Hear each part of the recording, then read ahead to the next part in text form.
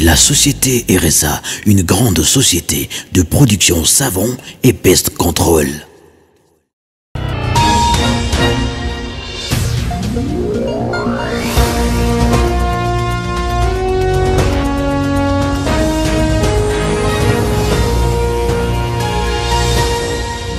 Merci d'avoir choisi la radio Telengoma Kivu pour vous informer. Bienvenue dans cette édition du journal. D'abord, le principal titre.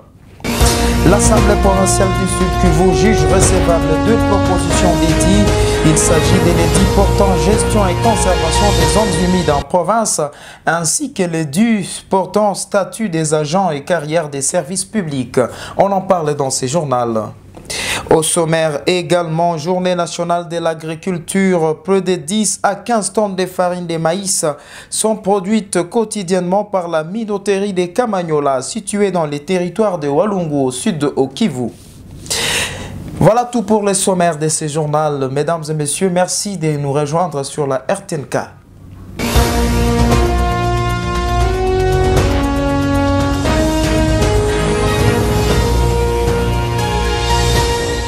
Journée nationale de l'agriculture, près de 10 à 15 tonnes de farine de maïs sont produites quotidiennement par la minoterie de Kamanyola, située dans les territoires de Walungu au sud Kivu. La Minoka s'approvisionne en matières premières dans ses plantations de Luvungi et Kamanyola, mais surtout auprès des producteurs locaux de la plaine de la Ruzizi, Moba et Kalemi. L'initiateur de ce projet, Norbert Basengezi Katintima, invite le gouvernement provincial à relancer les activités agricoles dans la plaine de la Ruzizi ainsi que d'autres zones fertiles du pays et le particulier à investir dans l'agriculture. Les détails, c'est dans ce reportage de Gloria Asifiwe rendu par Henriette Bachi. C'est depuis 2015 que la minoterie de Kamanyola est opérationnelle au sud Kivu. Cette usine de transformation de farine de maïs, ordinaire et sémoule fonctionne grâce à ces 10 hectares cultivés qui ont produit, jusqu'en février 2020, 50 tonnes de maïs. À ceci s'ajoute l'approvisionnement chez les agriculteurs locaux de la plaine de la Ruzizi. Avec une main-d'œuvre locale donnant aussi de l'emploi à la communauté, la Minoka produit la farine appelée caribou qui est vendue à bas prix à toute la population du Sud Kivu et ailleurs. En cette commémoration de la Journée nationale de l'agriculture, le notable Norbert Basengezi Katitima lance un message de sensibilisation à toutes les couches qui interviennent dans le secteur agricole au pays. Pour le gouvernement congolais, Basengezi souhaite la matérialisation de la relance des activités pendant les saisons culturelles dans toutes les zones agricoles du pays comme dans la plaine de la Ruzizi pour le Sud Kivu. Aux partenaires privés, centres de recherche ainsi qu'aux organisations internationales et différents projets agricoles, Katitima lance un message de veille de conscience dans la réalisation de programmes cadrant avec l'agriculture pour un impact direct et positif au niveau de la base. Dans le même chapitre, la sucrerie du Kivu, connue sous le nom de la sucrerie de Kiliba dans le territoire d'Uvira, n'a pas été épargnée par la crise sanitaire de Covid-19 qui a frappé un peu partout dans le monde. Prévu pour mai 2020, la production du sucre a été suspendue afin de respecter les mesures de distanciation sociale. Dr Emmanuel Ilumbulugoulou, directeur chargé des opérations sur place, renseigne que malgré les difficultés et les obstacles rencontrés, les travaux ont repris et la production pourra intervenir en 2022 avec une forte campagne sucrière. Gloria Asifiwe signe ce reportage. C'est un ouf de soulagement au sein de la population lorsque les images ont circulé sur la toile annonçant la reprise des activités de production à la sucrerie du Kivu. Depuis lors, silence radio. J'en parle à RTNK. Les directeurs chargés des opérations à la sucrerie du Kivu donnent 3 problèmes majeurs, entre autres le Covid-19, les inondations des champs ainsi que le vieillissement des cannes à sucre, sans oublier le coût de production très élevé. On ne pouvait pas faire venir les ingénieurs expatriés pour venir finaliser les travaux du montage de l'usine. Et parallèlement, dans les champs, non seulement les cannes continuaient à croître et devenir vieilles, mais aussi, si vous vous rappelez bien, c'est en cette période-là qu'il y avait des pluies diluviennes qui ont inondé Uvira et qui ont aussi inondé nos plantations de cannes. On a forcé sur le plan technique, mais les coûts de production étaient très élevés par rapport même au sucre qu'on produisait. Malgré ce tableau triste, Dr Emmanuel Ilumbi Lungulu fait savoir que l'entreprise ne baisse pas le bras et les actionnaires restent confiants. D'ici 2022, une forte campagne sucrière sera lancée sous la bénédiction du gouvernement congolais. La véritable campagne sucrière va intervenir au mois de mai de l'année prochaine. Les actionnaires sont encore obligés de faire face aux dépenses pendant une année de plus, mais on est obligé de ne pas lâcher parce que c'est un projet important, non seulement pour la population locale qui a trouvé de l'emploi, mais aussi des opportunités dans le cadre des maillages économiques qu'offre la sucrerie du Kivu. Connue sous les noms de la sucrerie de Kiliba, la sucrerie du Kivu, située dans les territoires d'Uvira au sud Kivu, reste une opportunité économique à l'assiette fiscale de la province et sociale pour la communauté locale. Tout est fin prêt pour que l'école technique Aloïse Mulindwa dans le groupement de Chibanda accueille les élèves de la chefferie de Kaziba. Et d'ailleurs, pour l'année scolaire 2021-2022, les travaux de construction déjà achevés, cette école avec les options mécaniques générales, automobile et menuiserie offre une formation de la base. Objectif offrir des techniciens compétents à toute la communauté du territoire de Walungu. Et d'ailleurs, retour sur le lancement de ces travaux dans ces reportages.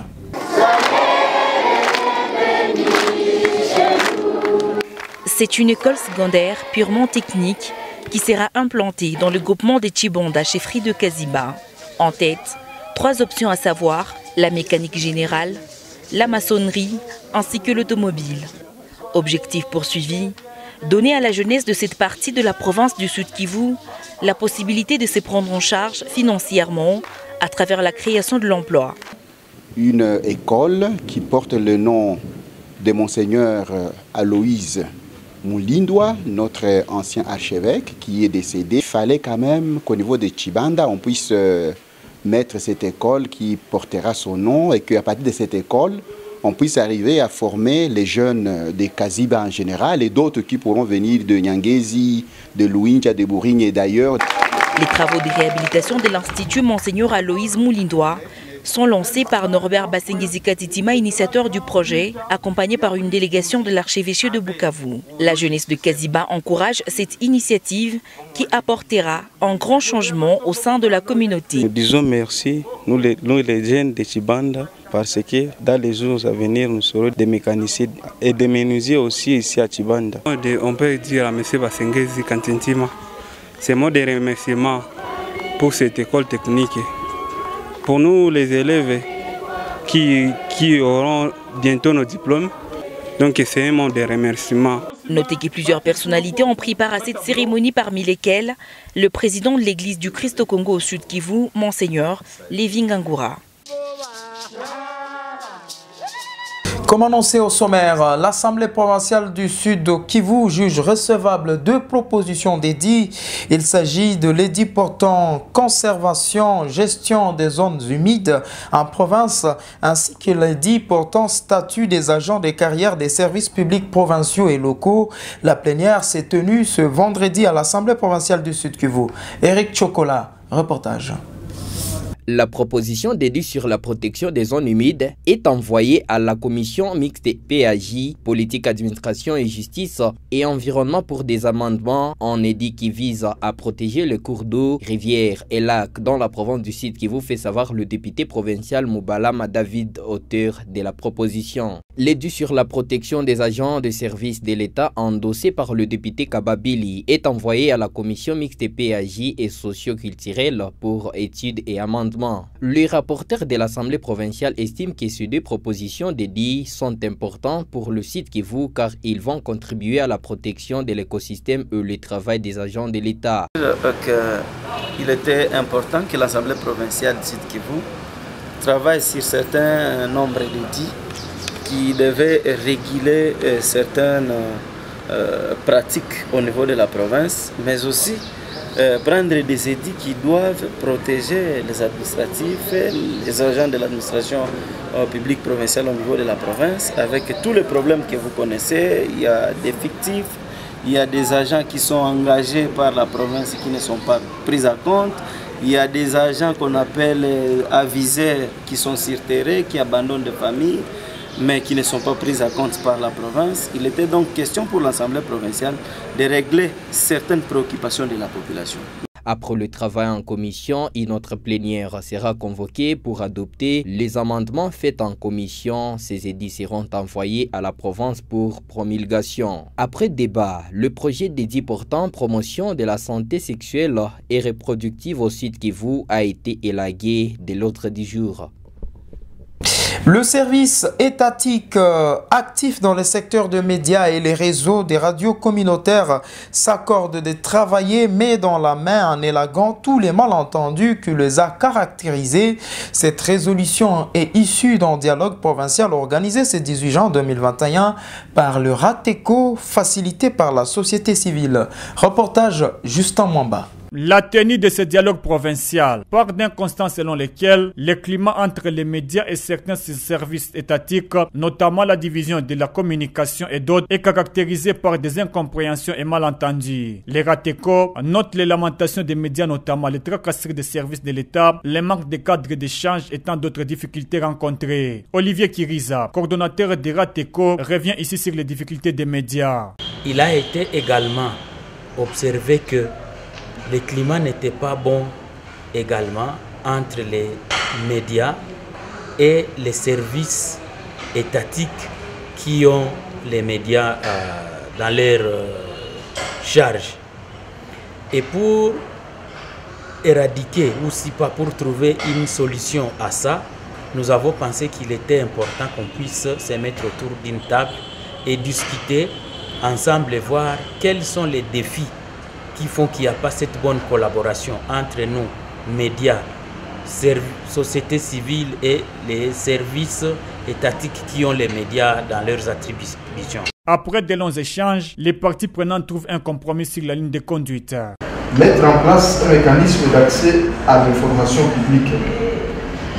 Deuxième, créer un cadre permanent entre les journalistes et les services étatiques sous la facilitation de la société civile. 3. Adapter les taxes aux réalités économiques des médias. 4. Approcher les services étatiques pour des questions liées aux médias. Tous se sont mis d'accord sur la création de cadres d'échange dans lesquels toutes les questions seront débattues et abordées. Rappelons qu'une année déjà, le réseau des radios et télévisions communautaires du site Kivu RATECO met en œuvre un projet de renforcement des capacités des radios communautaires pour la gouvernance locale sous l'appui financier de la Direction du développement et de la coopération suisse DDC. Pendant ces temps, c'est le cadre des concertations de la société civile territoire des Calais qui alerte sur la création d'un nouveau groupe armé à Moutale dans le village de Bataillon en chefferie de Bouavou qui en sécurise la population. L'alerte est du président de cadre des concertations de la société civile territoire des Calais. Ce groupe armé est dénommé Moutarambiwe, sémé déjà terreur dans plusieurs coins de Calais. Delphin Birimbi plaide pour le renforcement des services de sécurité pour épargner les habitants de cet endroit de plusieurs exactions commises par ces hors-la-loi. Delphin Bilimbi, au micro de la RTNK. Nous sommes au micro de la radio pour parler de la question sécuritaire toujours préoccupante dans notre territoire de Calais, où nous venons d'écrire une lettre aux autorités territoriales, provinciales et nationales à ce qui concerne la création d'un nouveau groupe armé appelé Turarambiwe à Moutale, dans le village de Bataille, au groupement des Iralo, dans la chefferie de Bouavou. C'est pourquoi nous sommes en train de demander au gouvernement à tous les niveaux de mettre les batteries en marche pour démanteler ce nouveau groupe armé dans le sens de sécuriser la population de cette entité, car le gouvernement a l'obligation de sécuriser la population et leurs biens, mais aussi mettre fin au phénomène groupe armé dans le territoire de Calais. On parle sport pour finir. Championnat de l'entente urbaine de basketball de Bukavu. 2 matchs de l'avant-dernière journée de la phase de poule seront au programme ce samedi 19 juin 2021 au stadium de l'ISP Bukavu. À 14 h, le BC Amibek accordera son hostilité au BC Keba et à 16 h, le BC The Revolution et les BC Kabono se battront pour une place qualificative pour la phase de play-off. Voilà ce qui achève ce journal. Merci de l'avoir suivi. L'actualité reste en continu sur le www.rtnk.org. Au revoir.